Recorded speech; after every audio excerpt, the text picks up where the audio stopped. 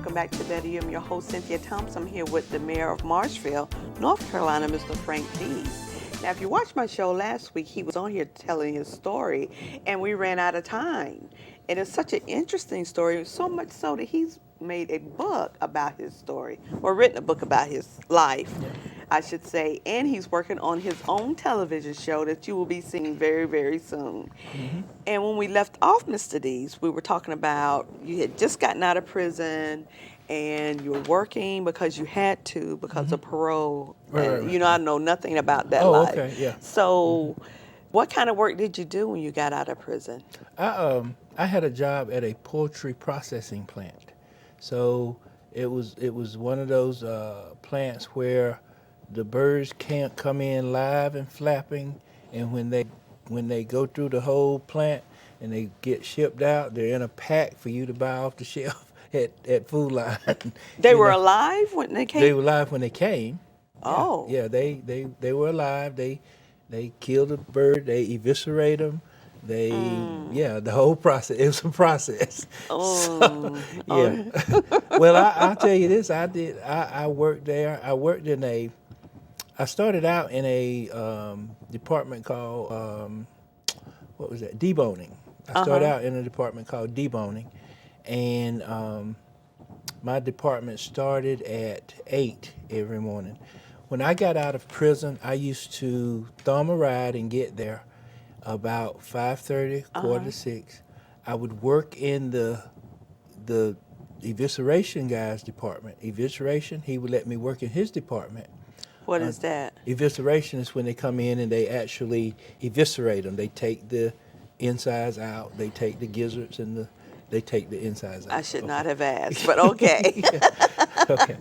So they would do that. Then they'd put them in a chiller for 2 hours, and then they would go to get them down to a certain degree, and then they would debone them. Then they go to the deboning department and debone them. So that's why we started later than the evisceration department, because they had to do all that and then chill before we could start. But what I was saying is that I would get to work and work in his department until time for me to go to work in my department. Oh, I see. And I would go, and because that I would have to just be sure there wasn't cross-contamination, I'd have to go and change all my clothes and then go to work in my department. I would work in my department until probably 5:30, whatever time we finished. They'd make me wait 30 minutes before I could work on second shift. And I talked to the second shift supervisor, and he let me work in his department, packing, until they got off at 12 or 1 o'clock in the morning. Oh, my goodness. And then I would be back at 6 o'clock to start all over again. I did that. I actually did it for about 3 weeks until they stopped me. They sent a memo down and said, listen, if we need somebody like that, we're cheaper. We come out better hiring another person than let me have all that overtime. Yes. But I was hustling because I had, I'd been in prison. I didn't have a car. I had to hustle. I had to get it. And see, I've always been like that. Even when I was in the street back in the day, I would hustle. I'd go get it. So now I just going to get it legitimately or legally, So, but yeah, that's why I was in the poultry processing plant, and I worked there. And 6 months after I got out, I was a supervisor. And, I was a supervisor, so I stayed there a while. I started my tax business. I have a income tax business. Ah, taxes. Yeah. We do personal income tax. Nobody likes that. And how did that happen? Did you go to school for that? Okay, so I learned how to do taxes in the 8th grade. What? I learned how to do taxes in the 8th grade. And they were a lot simpler back then. Oh, yeah. Yeah, a lot simpler. The instructions were right on the forms, you know. So I learned how to do taxes the 8th grade and did them all through high school for people. Didn't charge them anything, just I'll do them for you or whatever. And I got away from it when I went to prison. So after I worked my way out of maximum security to medium to minimum, and so now I'm the cook on the minimum custody camp, and that's the work release camp. But I hadn't worked my way to work release yet, so I was on the camp all day. And the guys who were on work release needed somebody to do their taxes, and they didn't want to let the administrative people do them because the money would have had to go to their account, and they could only draw $30 a week out of their account, and they wanted all their money. Of course. So I said, well, and I don't know if you remember this, Cynthia, but used to, around tax time, you could go to the post office and every book and every form was just laying out there for you to just walk in the lobby and pick up what you needed. So I told the guys that, to tell the girlfriend or somebody to go get me the books and get me the forms and bring them to me and let me brush up and read up and so. So did you charge them? Yeah, I charged them $15. I charged them $15 to do them for them, and continued to do them even after I got out on work release myself, and then by the time I got out on parole, I was still doing them, and took a couple of classes at the community college to be sure I was making sure I was doing what I needed to do.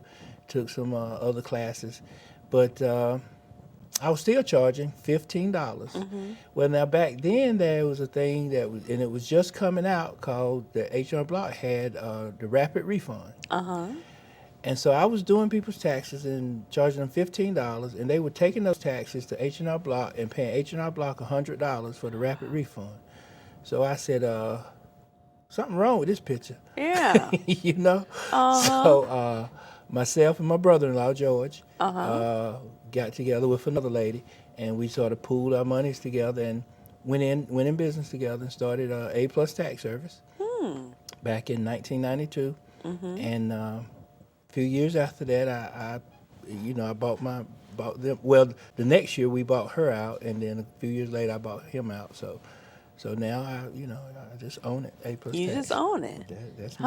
A Plus Tax Service. Everyone's a winner at A Plus Tax. Oh, is that so? That's your slogan. That's anyway. Yeah. With that being said, let's take a short break, Okay. and we're going to talk about how you got to be the mayor of Marshville. That'll be great. We'll Okay. We'll get there eventually.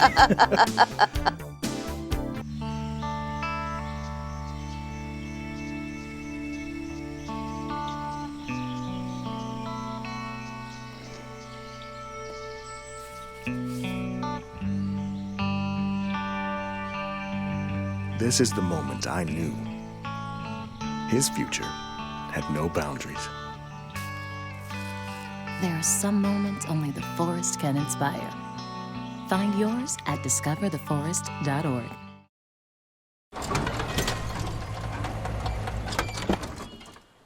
Leah, did you put a new dent in that? This one? No. Were you texting and driving again? Yes.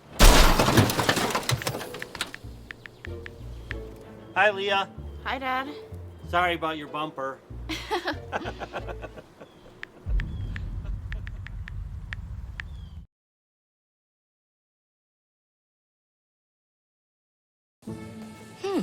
Maybe you can make retirement happen. After all, you made her college years happen. Opening that education savings account when she was little. Spearheading a campus tour. And another, and another, and another, and another. Bam! Deciphering financial aid. She was like, what? But now she's like, you aced planning for college. Now get the tips you need to get on track at aceyourretirement.org. Welcome back to Better You. I'm your host, Cynthia Thompson. I'm here with Mr. Frank Deese. We're talking about your road to becoming mayor of Marshville. Okay. Now, you have this business that you are running, and how did you decide, well, I want to run for office? How did that even pop in your head? It didn't really pop into my head. It popped into some other people's in the community's head. Yeah. Now I had my business and I was working every day.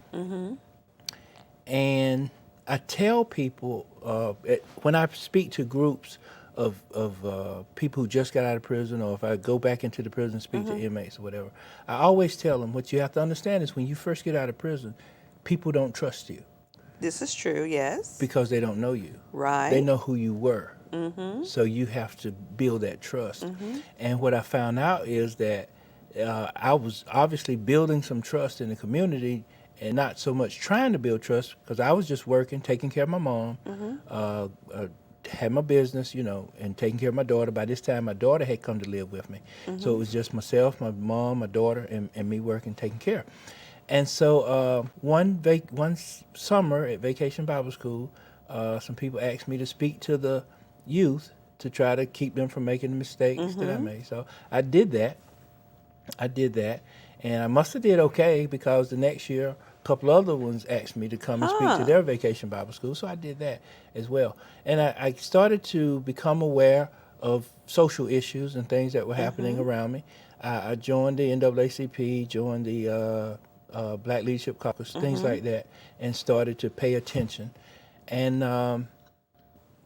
in 2004, early 2004, some citizens, some leaders of the community came to me and asked me to run for county commissioner for Union County. Union County is 150 years old. They have never had an African American county commissioner ever, and now they haven't had a Democrat in probably 40 years, but it is what it is. Yes, it is.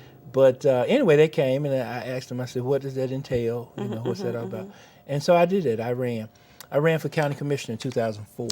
But can you hold a public office after being in prison? Yes, Oh, you you can? You can because, and as I was telling you before we aired or before the show came on, North Carolina right now has one of the better programs as far as getting your rights back as anywhere in the nation.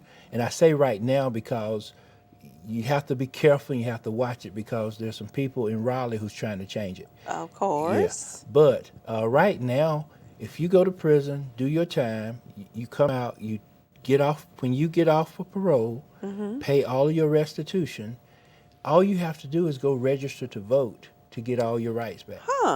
And once you register to vote, all your rights are automatically returned. Now, you still can't have a firearm. There's certain things that you still can't do, even to this day. And I've been out, like I say, I've been out 30-something years, but I still can't own a firearm. So there's just some things that you can't do as a felon. But you can run for office, you can vote, you can do all those things, just by doing that. So I did run for office in 2004, ran for county commissioner.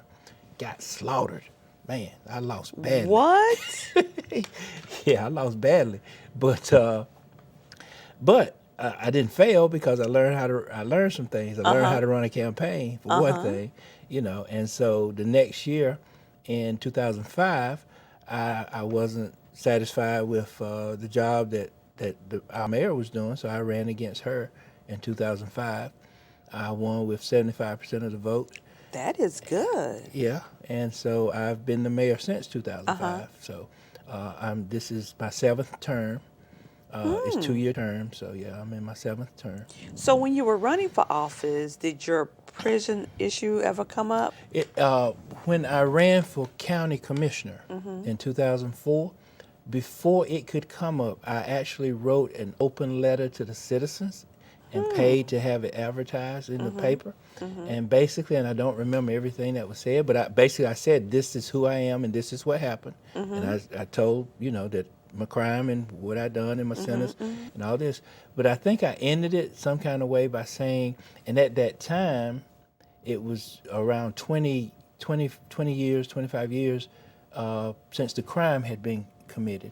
So I think I said something along the lines of, you know, if there's a person out there who's the same person they were 25 years ago, okay, we can have a conversation, but if you're not the same person you were 25 years ago, then don't hold me to that standard because I'm not the same person I was 25 years ago. And it never came up during the campaign. Oh, it didn't? Never came up. So because I put it out there first. And I've never shunned it. I've never ran away from it. I've never hid it because that's not who I am. That's not even who I was then. That's something I did. And I refuse to let that mistake define who I am. So that's... So now that you are the mayor, you've been there for so long, your, I guess it's your cabinet, the people that you work with. council, The council, excuse me, the council, has that come up from them? Does that ever come up at all in any of your meetings or anything like that? Or any side conversations where you know he was in jail? Do you ever hear that? Well, they don't let me hear it. If it does, I don't hear it. You know, I mean, you know what I mean. They're not gonna let me hear it. So I don't know. I wouldn't doubt it if there's some, and you know, there's probably some. There's still some, and I'm gonna say this, and I hope I don't say this. I say this because this is how I feel. There's probably still some small-minded people. Oh, yes. Who feel that way. You know, but I don't. That's not my problem. That's their problem. I've been out of prison 30-something years, and I've worked those 30-something years serving the people. And, you know, if you want to talk about my service over there, and if I did something or we passed something that you don't agree with, that's perfectly fine. I don't have a problem with it. But if you still caught up with the fact that, I was in that 30 years and then I was in 10 years. So 40 years ago, I might have done something that was not the smartest move. If you're still caught up on that, that's your problem. Yeah, that's true. That's not mine. And with that being said, let's take a short break. When we come back, we're going to talk some more about some things you're doing now. That'll be great. All right. Okay. I don't remember how it started. Go to that. Our back and forth. It always came back. Dad! You probably don't remember what you told me, That was perfect. but I heard every word.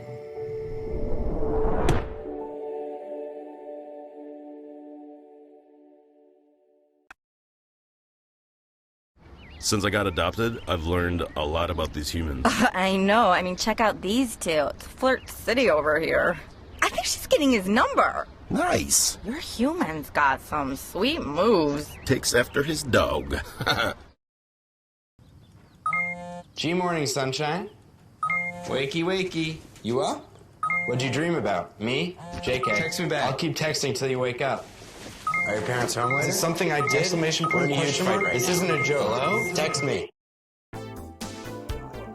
Hi, and welcome back to Betty. I'm your host, Cynthia Thompson. I'm here with Mr. Deese, and your life story is amazing. You know, I can't even find the words to describe what that must have been like for you as a young man to be in prison. And look at you now. You're a mayor of a small town. That was probably going to start growing even bigger now that you're on my show, of course. Oh, yeah, well, that's all we needed. That's exactly what we needed.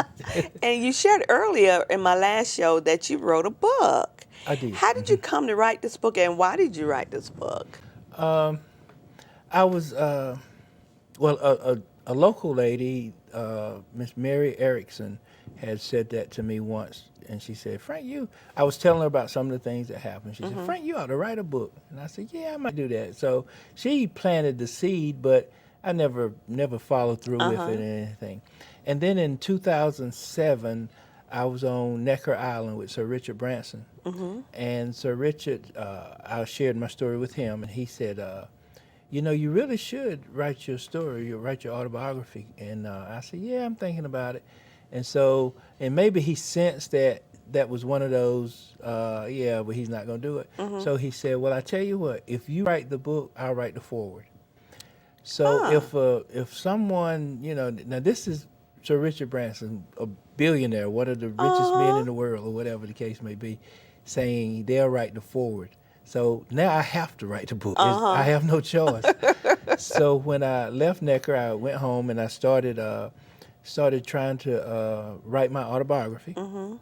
And so I was jotting down and writing stuff for my autobiography and making notes. And after about a year and a half, maybe 2, but about a year and a half or so, I had about this many notes for my autobiography. But these other thoughts had been coming to me all the time. So I had about this many for these other thoughts. So I say, well, wait a minute. This is what's trying to get out. So let me put this aside and write this. So I started writing that, and it turned out to be the book that I have now. And it's semi-autobiographical, but it's more about the lessons that I learned, as opposed to just being a biography or autobiography. It's more about the lessons that I learned, and I sort of, the terms that I use in there is you know, having faith and focusing on your attitudes, your choices, and your emotions, and those are the things that that help me to move to where I am. Yeah. So you shared earlier that you did some speaking engagements early on in your political career at some vacation Bible schools with some young people. Are you doing that currently now? I hadn't for the last couple of years, but at one point, yeah, I was pretty much on the speaking circuit, going pretty much over the nation, speaking to different groups and different.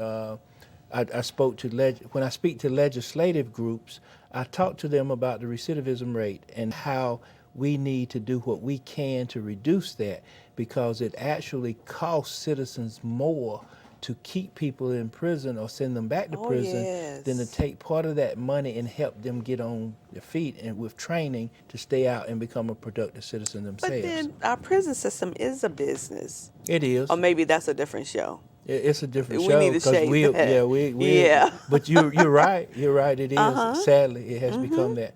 But yeah. So I do. Again, for the last couple of years, I hadn't, because I've been focusing on filming. So I had not been on the circuit. I'm really just trying to figure out now if I want to, what I want to do. If the Bible speaks of 7 being the number of completion, and I'm wondering and contemplating, is I've done 7 terms as the mayor. Is that the end of that cycle? Is it time to move into something else? So I've got to sit down and just contemplate and, you know, and speak to the Creator and let Him speak to me and just decide what I want to do going forward. You know what? You must be reading my mind, because my next question for you was, what is your next step? Okay. Are you going to continue to be the mayor of Marshville or move further on? And I really don't know. Yeah, I don't know. I actually ran for the House of Representatives last time, and I lost. But I don't know if I want to move into that area further, or if I want to. I've got 3 books that I started that I just haven't had time to finish. Do I want to go back and write those books and get back on the speaking circuit? I just don't know what I want to do right this minute. So, but I have to decide before July, because if I'm going to run for mayor, I've got to sign up in July. So I think you need to sign up. Okay. Yes. Yeah. Well, we'll see. No, you need to go ahead and make that happen. Okay. So that your next step can be the House of Representatives. You can show you have that experience behind you, right? Well, I've got. But you have to make already. that decision. Yeah. But we'll see. We'll see. So tell me, Frank, we're almost out of time, and I really hate that, because this has been such a great conversation with you.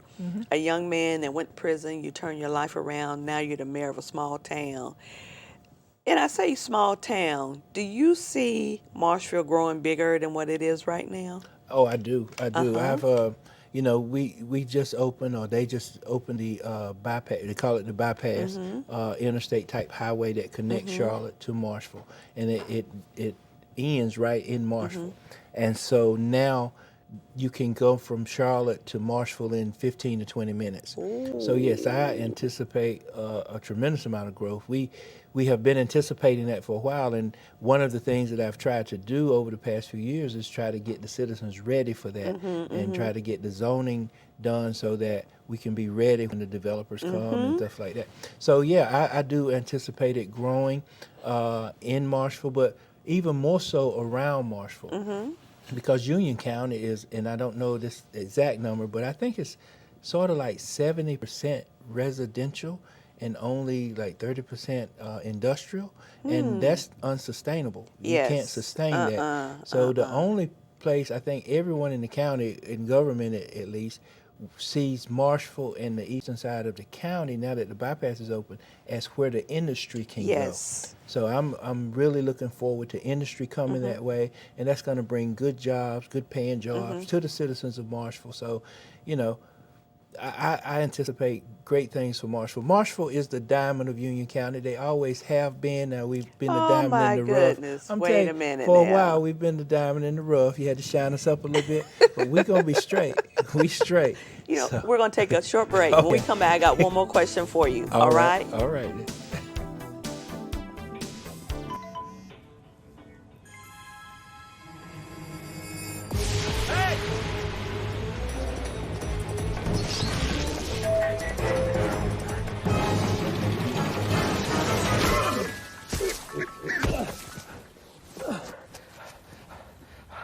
So, same time next week?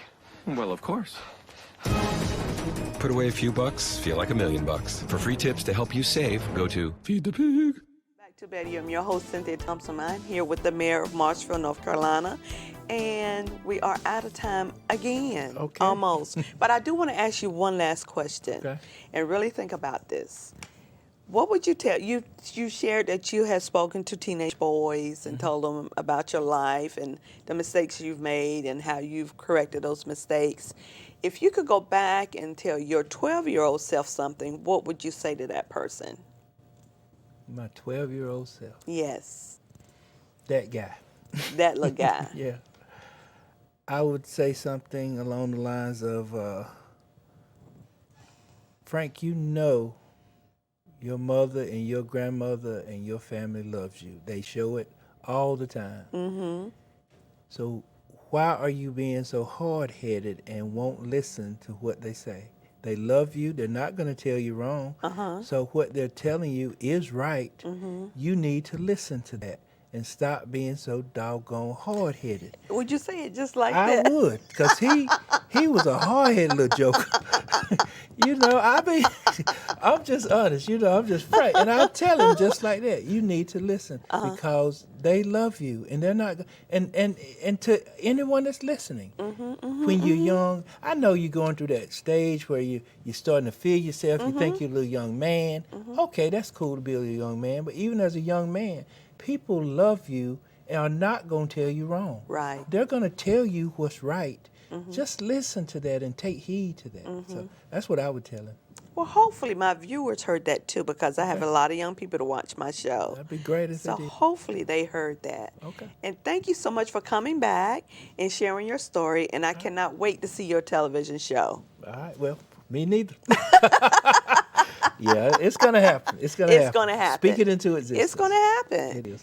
And I want to thank And the name of it is Town Hall, tentatively. Town Hall. Tentatively, yeah. There's actually a website, townhalltheseries.com. You can just see a little bit of it.